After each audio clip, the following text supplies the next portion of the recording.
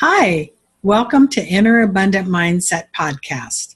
This is a short, no-nonsense podcast training to assist you in clearing and shifting prosperity blocks and mindset and so much more. I'm Jolynn Philbrick, your host and author of Reflections and Tears to Triumph. You can learn more about me at www.jolynnphilbrick.com. And on my website, you can receive a MP3 meditation called Money, Wealth, and Abundance. So on this episode, we're going to be talking about how to move out of procrastination, fear, and anxiety. So I'm curious, what's stopping you? Is it making a decision?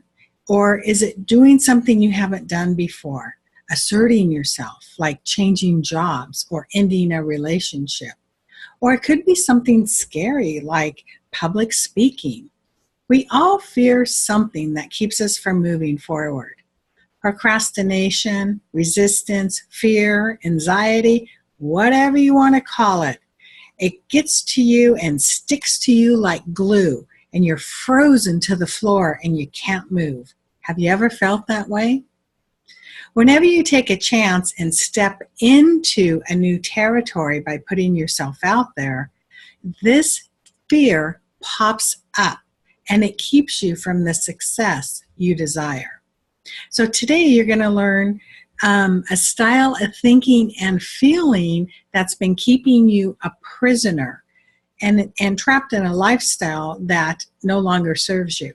So it's time to step out into a new arena, one where you feel empowered and motivated to take action.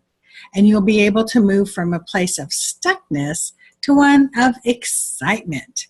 So are you ready to take charge of your life? There's one common denominator that's keeping you from experiencing the life of your dreams, and it's fear. All emotions, procrastination, resistance, whatever you want to call it, it all boils down to fear. It's the feeling of fear that stops you from being successful and asserting yourself. So there are 3 levels of fear. So the first is the fear of within your story. It's what you tell yourself. So take a moment and think about your life. What area isn't working? Is it your health? Relationships? Maybe your finances? What is your difficult area?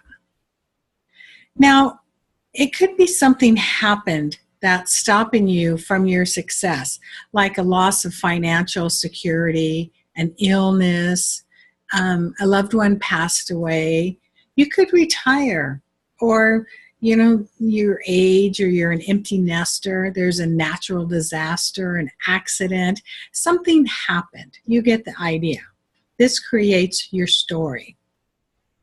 And then the other side is if it didn't happen, then maybe you need to take some kind of action, like a decision. Like you're not making the decision for fear of making the wrong decision because you're afraid everything has to be perfect. So this decision could be like deciding to change the career or end the relationship, or even simple like going to a doctor or a dentist, or something a little more challenging like losing weight or getting a divorce. So it could be some of the above, or you can add to the list, whatever it is for you. The thing is about fear is that once you recognize it in one area of your life, it sneaks into many other areas of your life. Let's say you want a new job, but you have the fear of going out on an interview. Or you want a new client, but you're afraid to go out networking and ask for the sale and assert yourself. You want a new friend, but you're afraid to go to a party or a mixer. So the whole key is that you want something, but you're not applying yourself to go after it because of the emotion fear. So the second and third level have to do with our inner state, our emotions and thoughts.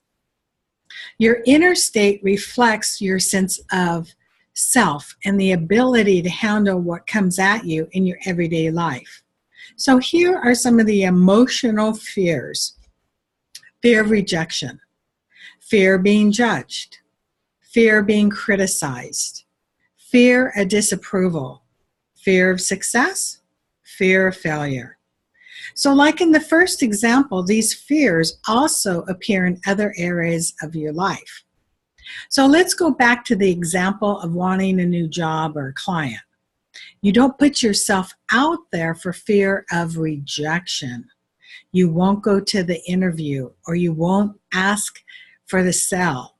You won't make new friends and go out on a date.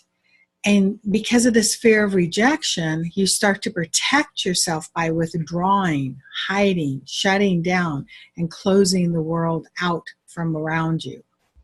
And you do this to keep yourself safe. And then we get these bad habits, such as binge watching TV or shopping or eating or drinking. We start drowning our painful, sad emotions because of this rejection and being judged and criticized and disapproved of. And this is all done subconsciously. It's really not your fault. All you know is that you're not going after what you want and you're unhappy in your life.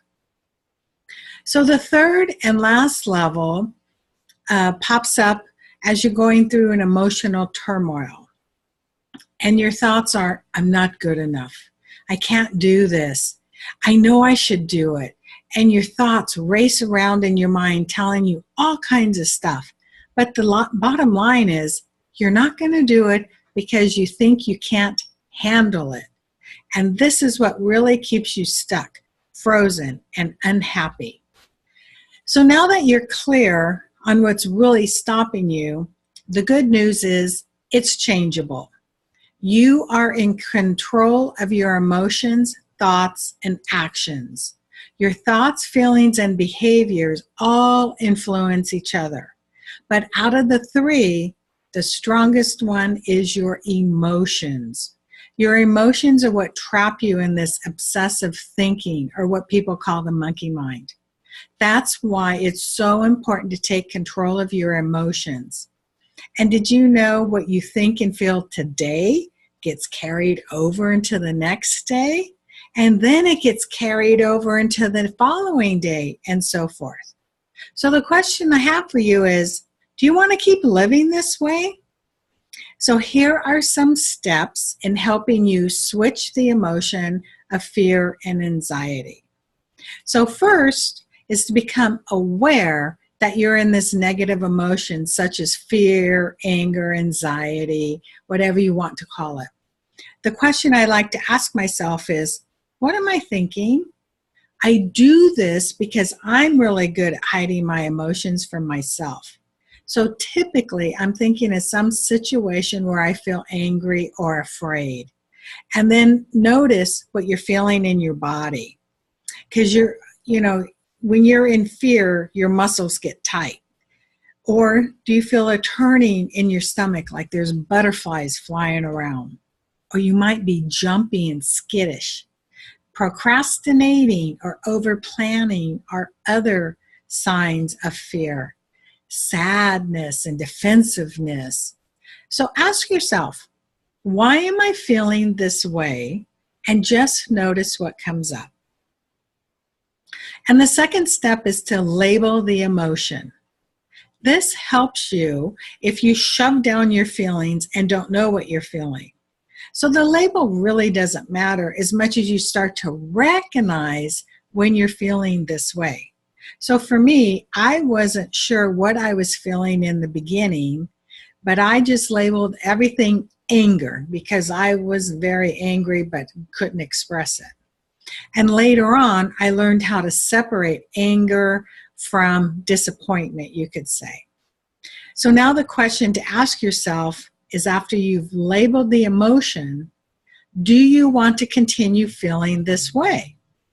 So now you can consciously decide to reject the emotion you're feeling and choose a better emotion. And that leads us to step 3, which is switching the emotion. So after you recognize it, label it, you want to switch it. And you can do that by taking a deep breath and exhaling.